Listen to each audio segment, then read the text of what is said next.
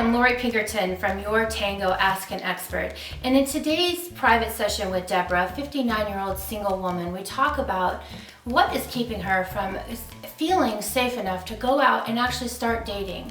After many failed relationships and the pain that it's caused her, she's wondering why should she take that chance again on even getting out and dating. Now that you have maybe some better insight about how this whole feminine energy thing, how you can feel better having this, capturing it, using it to your advantage in dating. You know, we understand that you don't always need to use this so much in business world, right? So it's only natural that maybe you had forgotten or that seemed awkward to be in that balance and use it whenever you want. I'm wondering though if, you know, what I find is that most people avoid doing something because they're really afraid something bad's going to happen to them. So more than just that you don't have this feminine energy thing figured out, I'm wondering if there's not some kind of underlying current that's telling you that dating's just not worth it. And you're right. Because when I think back at it now and I think about the two main relationships that I've had in my life, one of them was when I was married. And it got to a point, I mean, I was married very young. I was married at 18 years and had my first child by the time I turned 19. And after a 22-year relationship, I had grown. I'd become a grown-up. And he was 6 years older than me. And all of a sudden, it was like I had outgrown the relationship. So what I knew to be true and real wasn't anymore. And then when I went into my next long-term relationship, which was a 10-year relationship, I ended up the first 5 years being good and a lot of fun. In the last 5 years, all of a sudden, he became very verbally abusive. So it was like every time I turned on my feminine energy, then something bad followed up. And the bad feeling was pretty strong. I mean, I was in love with both of these men. And yet, it was to my benefit to leave the relationship, as it was for them.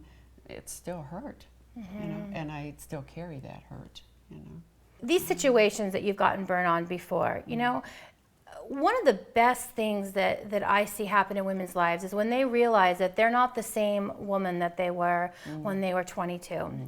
They weren't you're not even the same woman you were a year ago. Right. You have so many different skills and resources available to you. It's not really any longer about having to leverage yourself about, you know, who's going to hurt you. But the question really is, Deborah, can you trust yourself? I'm starting to. I'm starting to, and I can use your help with that because when I do trust myself, I usually come up with the right answers and I act in a way that gets me the results I need. And yet there's a longing for a relationship that sometimes I don't listen to my own voice that I should, and go for the, okay, well, let's do this. And then I end up getting burnt again, so then I have more lack of trust you know, in my decisions. I want to thank you for being so honest about how hard it is to be burned and get back out there and try again.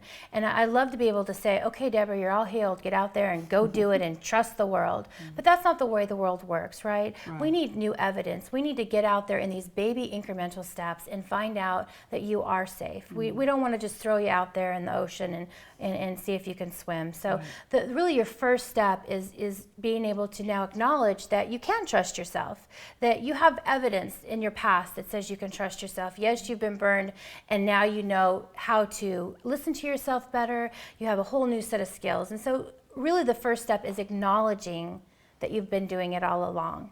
And the second step is going to be, how do we actually go out in the world and try it? You know, where can you start trusting more men? How can you start showing up? Maybe we would do an online profile. Maybe we start having dialogue with guys at work that might be single. I'm not telling them what to do all the time. And you start trusting people in a new capacity. Let's try that and see what kind of feedback we get and see if we can trust the world instead of just saying, oh, I just trust everybody now. That's probably not a very safe bet. How does that feel for you? It's good. I like the baby steps, and I like the fact that it feels comfortable to me because I'm still in my own environment, and yet I can try something new within my own environment. So I like that. I like that a lot. So that's going to be our plan. Good. Thank you.